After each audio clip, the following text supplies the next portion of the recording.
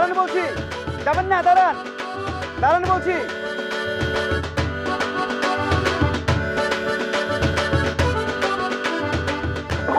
ভাবি তাড়াতাড়ি পানি দাও, গলা শুকিয়ে গেছে ভাবি। এই কি কি ব্যাপার, তোমরা এরকম হাঁপাইতেছো কেন? ঘটনা কি? সিভিল পুলিশ তোরানি দিছে ভাবি, এই যে মাসুদকে ধরার জন্য। তাতে আমিও দৌড় দিছিলাম। পুলিশ যে কি জিনিস জুয়ার আসলে আমি বুঝতে পারছিলাম ভাবি। তাড়াতাড়ি পানি খাও, পানি খাই এখান থেকে বিদায় হও। আমি চাই না আমার দোকানে পুলিশ আসুক। এটা তুমি কি বললা ভাবি? হ্যাঁ, তুমি আমাকে আপনজন না? তুমি বিপদ আমাকে পাশে দাঁড়াইবে না? কথা ঠিক, কিন্তু কি করবো কও? আমি চাই না যে আমার দোকানে কোনো পুলিশ টুলিশ আসুক। আমি মহিলা মানুষ, আমার মামলা টামলা দিয়ে দিলে। এটা কেমন কথা বললা ভাবি? হ্যাঁ, বড় ভাই বাড়িতে নাই, তোমার বিপদ আপদে কে আগায় আসবো? আমরা দুইটা দেবর হইতে আগায় আসবো নাকি? কথা ঠিক, কিন্তু পুলিশ তো ভয় লাগে, আমি কি করুম? হ্যাঁ হ্যাঁ মাসুদ, ভাবি দেখি আমাকে থেকে বেশি ভয় পায় পুলিশ রে। এটা ঠিক না ভাই, আইতাছে। কি হইতেছে? মালিক, দাঁড়ান আপনারা। সারেন্ডার সারেন্ডার, স্যার তোরাই ভুল করছি, ভুল করছি, আরে ভুল করব না মাঝে ভাই। হাত তোলো হাত তোলো হাত তোলো। পুলিশ ভাই, আমি বিদেশে ছিলাম বুঝছেন, এই মামলার ব্যাপারে আমি কোনো কিচ্ছু জানি না। আমার বাড়িতে প্রমাণ আছে। কে পুলিশ? কোথায় পুলিশ? তোমরা কার ভয় হাত উঁচা করে রাখছো?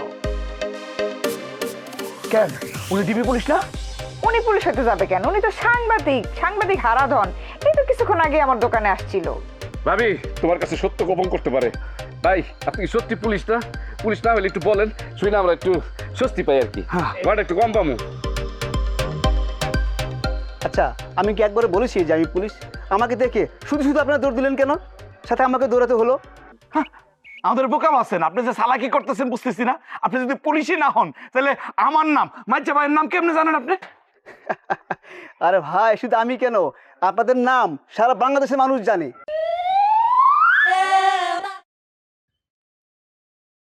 ভাই আপনারা তো এখন সেরকম সেলিব্রিটি, আপনারা তো ভাইরাল হয়ে গেছেন। কান্তার ফেসবুক পেজে আপনাদের ভিডিও সেরকম ভাইরাল হয়ে গেছে ভাই। আমি তো আসছি আপনাদের ইন্টারভিউ নিতে। মনে নেই আপনাদের সেই ডায়লগটা, বড় পাঙ্গাস যেই দাম ছোট রুই একই দাম, একই দামে ছোট রুই কেন কিনবো, আমরা কি এত বোকা নাকি?